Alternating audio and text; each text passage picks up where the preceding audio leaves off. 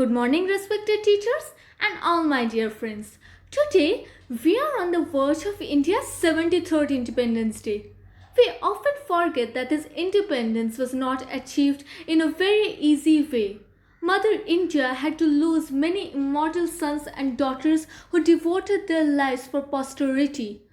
Now, let's pay homage to the brave hearts by visiting some places which witnessed the sacrifice and bloodshed. Red Fort. Being one of the main centers for the freedom fights during the First War of Independence in 1857, this monument has been an integral part of Indian history of independence. It is situated in Delhi, the capital of our country. The fifth Mughal ruler Shah Jahan reconstructed it in 1639. This monument is enclosed with red sandstone walls from which the name Red Fort or Lal Killa is derived. This monument stands as an immortal spectator of the Indian history like prosperity of Mughal dynasty, invasion of Persian ruler Nadir Shah, weakening of Mughal empire, the rise of the Marathas, and the Second Anglo-Maratha War in 1803 where the British East India Company defeated the Marathas and took over the administrative control of Red Fort.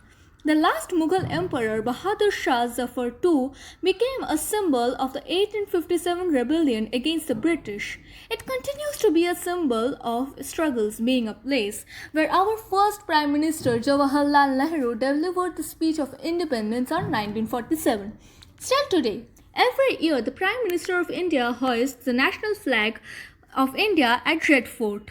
It was designated a UNESCO World Heritage Site in 2007 as part of the Red Fort complex. Shaheed Minar. It was formerly known as the Octor-Loni Monument because it was erected in 1828 to honor the triumph of David Octor-Loni, the commander of British East India Company, against the Gurkhas in the Anglo-Nepali War of 1825. But on 19th August, it was rededicated to the martyrs of Indian freedom movement and thus was renamed Shaheed Minar. Now, the Maidan, the field in which the monument is situated, is also popular for various reasons. One of them were because the first political rally, which was held by Rabindranath Tagore in 1931, took place here for killing a youth by the British. The tower is 48-meter high and is termed as Cloud Kissing Monument by Mark Twain. The 13th day of April 1919 will always be remembered as a black-letter day in the Indian history. It started as a bright and auspicious day of Baishakhi, an important Indian festival. Villagers of Amritsar gathered in a garden named Jallianwala Bagh to celebrate the festival and peacefully protest the arrest and deportation of two national leaders, Satyapal and Saifuddin Kichalo. The acting Brigadier General Reginald Dyer and his crew blocked the main entrance and opened fire on the crowd for about 10 minutes.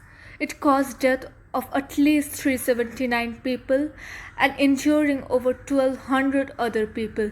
This dastardly act forced many Indians to shift their loyalty from the Britishers and develop nationalistic feelings.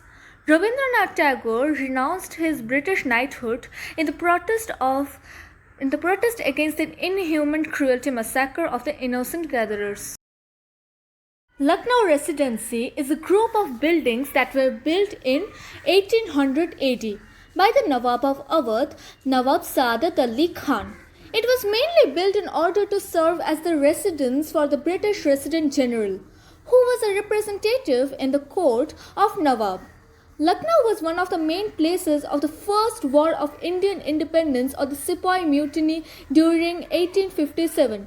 Almost every Europeans, say 3,500 people, who resided in the city of Awadh took shelter in the residency. The mutineers laid the siege on the residency in June 1857 for more than 140 days. The residency had to struggle with a continuous gunfire that lasted for a month. The cannonballs withered the walls of the residency, but the palace held unbelievably. Sir Henry Lawrence, who bore the responsibility of the 3,500 human lives, undertook the defense and counter initiative. On the last day, the Britishers had to surrender and fall. In recent times, the red brick ruins of the Residency is maintained as it was at the time of the final relief, and devastated walls are still scared by the cannon shots.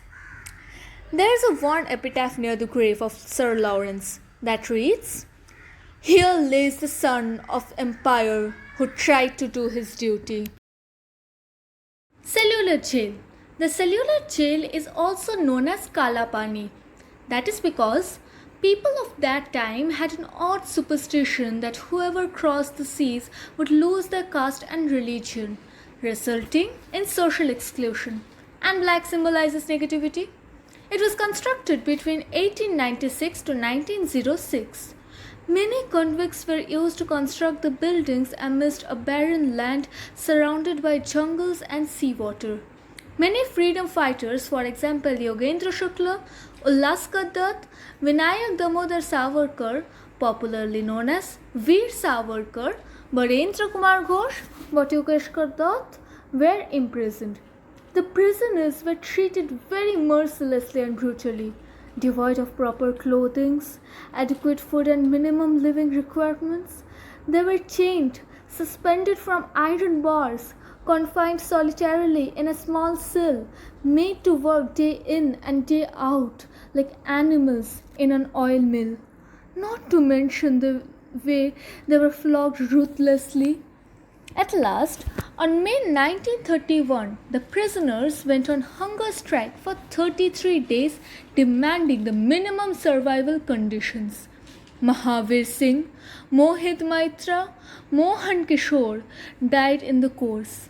Ultimately, with the intervention of Rabindranath Tagore and Mahatma Gandhi, the British government had to take the decision of repatriation of the political prisoners from jail in 1937 to 38.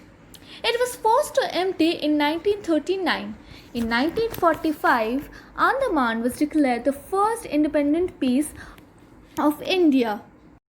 Hope you enjoyed walking with me along the lanes of some phenomenal places and reviving the memories of the heroes whose sagas are still being quoted everywhere.